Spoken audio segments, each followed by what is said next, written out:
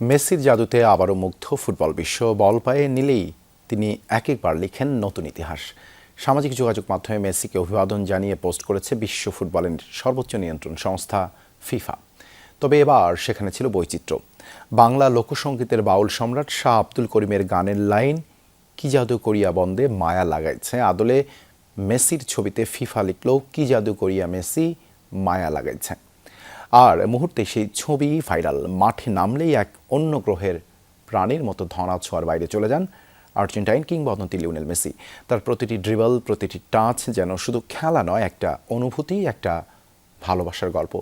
ঠিক যেন শাহ আব্দুল করিমের গান বন্দে মায়া লাগাইসের মতো মায়ার বেড়াজালি কোটি কোটি ভক্তকে অদৃশ্য আত্মার বাঁধনে বেঁধে ফেলেছেন। বিশেষ করে বাংলাদেশের ভক্তদের মেসির প্রীতি যেন একটুই বেশি।